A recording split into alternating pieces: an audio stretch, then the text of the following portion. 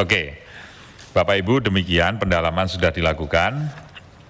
Kesempatan pertama untuk menanggapi Pak Menteri, silakan Pak Menteri.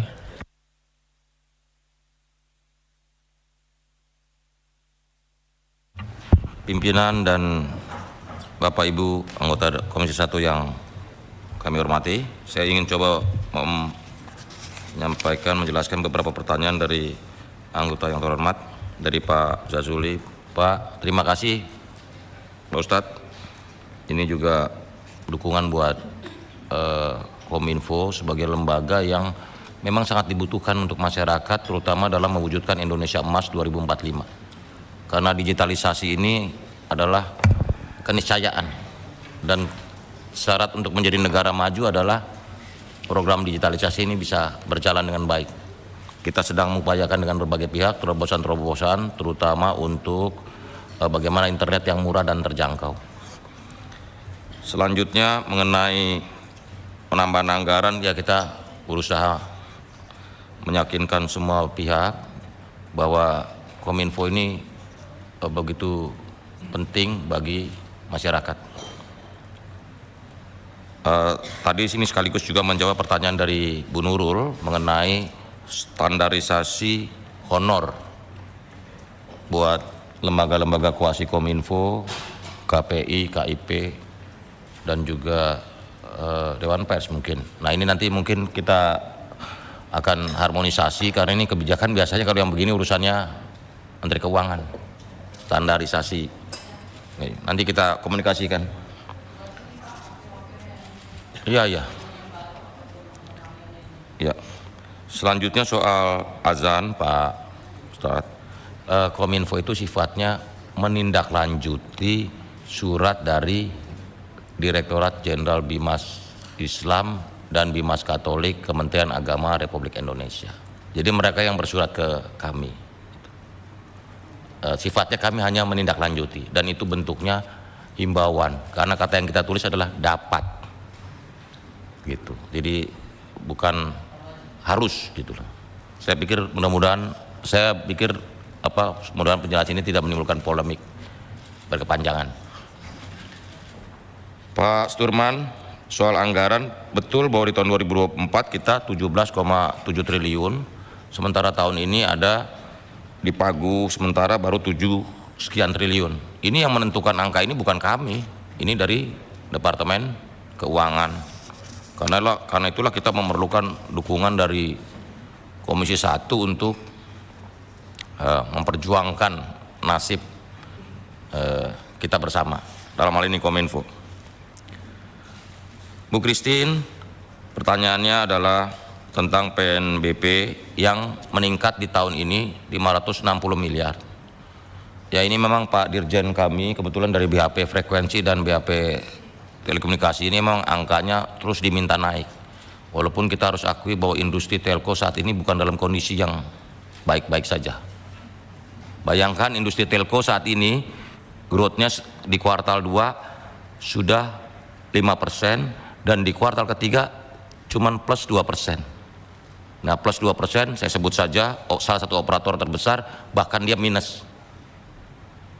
Pertumbuhannya udah minus. Jadi memang perlu kita duduk bersama dengan semua industri telco untuk bicarakan ini. Karena kalau mereka terus dibebani,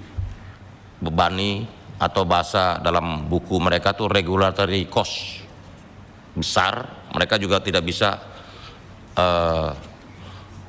ekspansi dan juga mengganti peralatan-peralatan dan teknologi yang lebih maju, sehingga ini mempengaruhi pelayanan pada masyarakat. Sementara kita ingin kecepatan internet dan coverage internet kita ini kan menjangkau seluruh Indonesia. Saat ini Indonesia termasuk terendah karena 25 Mbps. Sementara negara lain di ASEAN kita ini nomor 8, kita cuma menang dari Myanmar dan Timor Leste. Jadi ini soal isu percepatan ini jadi pekerjaan rumah kita juga bersama. Selanjutnya Bu Christine, ini soal pertanyaannya ini judi online kita sudah sampai di mana? Nah, ini saya jelaskan di forum yang terhormat ini bahwa angka PPATK di tahun 2023 perputaran judi online itu mencapai 327 triliun rupiah. Sebuah angka yang luar biasa. Nah, jika kita tidak melakukan apa-apa, maka di tahun 2024 diproyeksikan bisa mencapai 900 triliun. Judi online ini eksponensial, karena di tahun 2017 baru 2 triliun. Bayangkan dalam 6 tahun dia sudah meningkat sampai 150 kali. Jadi kalau kita tidak melakukan apa-apa bisa 900 triliun. Dan menurut PPATK, data PPATK terjadi penurunan signifikan hampir 50% akses orang mengeluarkan judi online sudah bisa kita batasi. Tadi Bu Christine sudah mengatakan bahwa ini urusannya dengan lembaga lain, terutama OJK dan Bank Indonesia. Kami Kominfo terus melakukan koordinasi dengan OJK dan Bank Indonesia. Yang kita lakukan adalah sistem pembayarannya. Karena ada sistem pembayaran, selama sistem pembayarannya kita cekek, maka kita bisa menahan sangat signifikan judi online.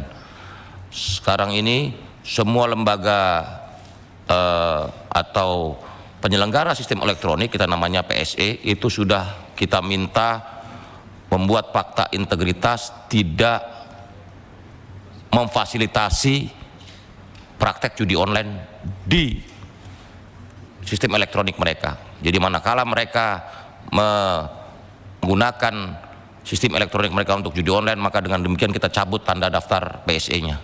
Termasuk kita patroli untuk pinjol. Saat ini OJK sudah merilis 98 pinjol yang legal. Nanti kita lihat dari 98 itu mana yang memfasilitasi judi online, langsung kita minta untuk ditutup. Karena persoalan ini, judi online ini betul-betul merusak ekonomi negara, ekonomi masyarakat, dan ekonomi keluarga. Sudah terlalu banyak keluarga yang mengalami perceraian akibat judi online. Karena itu pemberantasan judi online ini nggak boleh setengah-setengah, harus terus konsisten. Karena ini udah mengganggu ekonomi negara. Jika judi online dibiarkan, maka mimpi Indonesia Emas 2045 pasti gagal terwujud. Karena ekonomi atau kegiatan judi online ini betul-betul merusak daya beli masyarakat. Bayangkan angka ratusan triliun itu kalau dibeliin barang-barang konsumsi kan menggerakkan semua sektor. Begitu Bu Christine. Jadi buat Bapak Ibu anggota Komisi 1 yang saya hormati, kita Kominfo membutuhkan dukungan yang sangat serius agar kita sama-sama memberantas judi online.